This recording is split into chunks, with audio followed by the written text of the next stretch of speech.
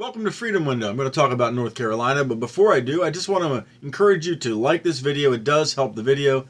Subscribe to the channel and share it with a friend or someone in your family. All right, now North Carolina. Let's see, last time, what happened in North Carolina? Donald Trump won the state by a little over 3%, 3.6% over Hillary Clinton. Here we see the results. What are we seeing now? Actually, before we do that, the voter turnout, this is the voter turnout in 2016. It was 35% Democrat, 31% Republican, and 33% independent or something else. Now, North Carolina is a strange state when it comes to party registration. You have a good number of functional Republicans who are still registered Democrats. They're old legacy Democrats and never changed their party, but they are, for all intents and purposes, Republicans. So when you see that big number on Democrats, that includes some of your legacy Democrats. The Republican numbers are pretty straightforward. Republicans are Republicans in North Carolina. Independents also tend to skew Republican in North Carolina. So when you see these numbers, you have to understand it's not exactly a straightforward calculation. So let's move on. Early vote in North Carolina. What we're seeing so far is 37% of the returned ballots are from Democrats, and this also includes early in-person voting as well. And 32% are Republican, 31% are unaffiliated. What does that tell us? Well, let's look and see what TargetSmart thinks here. Okay, so now we're looking at TargetSmart data. This is their early and absentee vote report. This is based on modeled party. Now they have two versions. One is registered party. Here's the registered party. And this is not as helpful because it doesn't allocate the independent vote. So let's look at modeled party.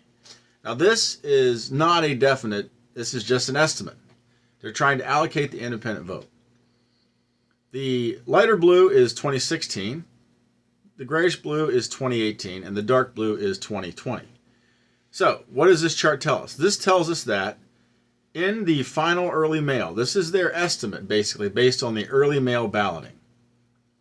It looked to them like the Democrats were going to be 53% and the Republicans 42% of the electorate, and independents 4.5%.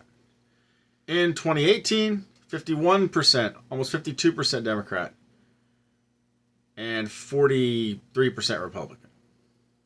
2020, they're estimating it's going to be 48% Democrat, 46% Republican. Now let's make one change here. And based on the model party you see here, they're estimating a Biden win by a hair. Well, now, I shouldn't say that.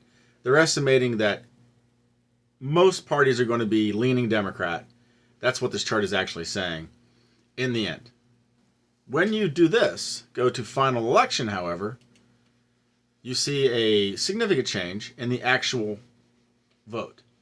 Democrats go down in both of the previous 2 years. Now, the 2020 stays the same because we haven't gotten to that point yet. So again, look at the estimate, early estimate. Democrats were higher, Republicans were lower. Moves to the final, boom. You see the Republicans move up some. Now, this is still the same because this doesn't change based on that selection. But if you're basing your estimate on TargetSmart, you have to understand it is a Democratic firm. A lot of people think it's neutral objective. They're not. They are a Democrat firm. Leaning firm. So, based on their model party, I would say that when you make the change, you might give the edge to Trump. But I have my own model, so we're going to take a look at that. What do the polls say in North Carolina? Polls, based on the pollsters alone, they're saying Biden by a point. My average says Trump by 1.5 points. You can see the chart here. Here's the pollsters throughout. They've had Biden leading by a small margin throughout, almost entirely. I've had it back and forth. So what do the actual polls say? Rasmussen Reports has Trump up by a point. Ipsos has Biden up by a point. But you have to remember, Ipsos is an online-only poll. Those tend to skew toward Democrats because more younger people do them and more college-educated whites will do them. And they try to adjust for that. They don't do a very good job. Survey USA Today, they have it tied. Now, I threw this poll out for this reason. Last week, they had Biden up 5. And they had Cal Cunningham up 10 in the state of North Carolina.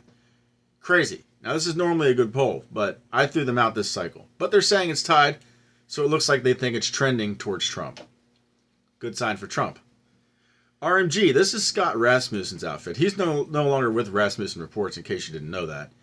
He thinks Biden by a point, but he also issues another model where he says Trump by 2 points, and he publishes both of them. So, Trafalgar Group, Trump by 3. Meredith College, I wouldn't put much stock in this. It's Biden plus 4, but I looked at the internals and they did not make any sense. So here we have the last 3 here: ABC, Washington Post, New York Times, Monmouth. I don't even need to look at the results. I know they're going to pick Biden in each case. Monmouth by a point. New York Times has Biden up by 4. Nobody think that. Nobody thinks. That's crazy. Washington Post, Biden up 1. Basically, what can you take from the polls? You can take this. It is very close, and it really is close. Let's turn to the model.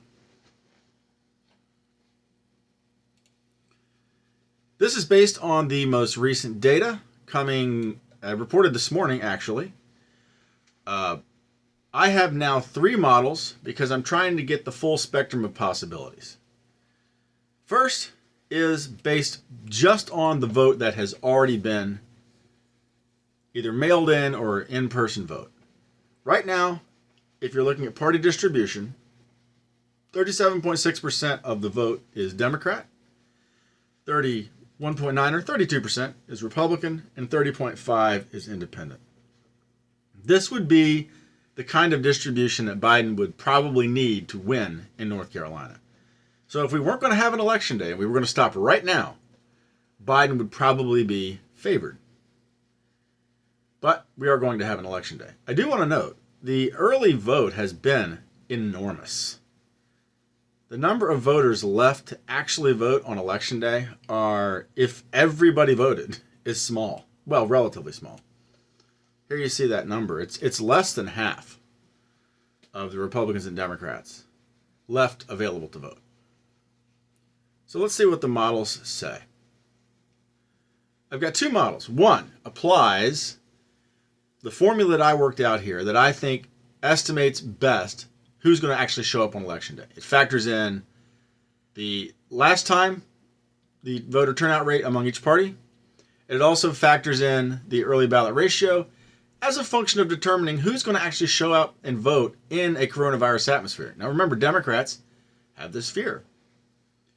So based on my estimated early vote, what is my absolute best guess, this is going to be the final turnout. 35.7% Democrat, 32.8% Republican, and 31.5% independent. Here's the chart. Now we can't say for sure, but in North Carolina, independents typically go Republican. And they usually go Republican by a substantial number. That combined with the Republicans at 33% almost, and the Democrats only at 36%, that's just going to overwhelm Biden. This turnout also probably gives Tillis a win. There's another possibility. Let's say that the Democrats outperform what I expect that they're going to do in a pandemic year. And they just show up at the same rate that they did last time. And the Republicans show up at the same rate that they did last time, and the independents. Everyone's the same rate. This is what we would see. 36.3% Democrat, 31.6% Republican, and 32.1% independent. This does not look much better for Joe Biden. Now, there's a slightly fewer Republicans, and there's slightly more independents. So the Republican share goes down a little bit. But it's still a very good voter turnout for Trump. Now, no one's going to win by a blowout in North Carolina. It's going to be close. But I think based on the early vote up to this point, the Democrats have not banked enough to offset the Republican surge that's going to happen on Election Day, albeit a smaller surge.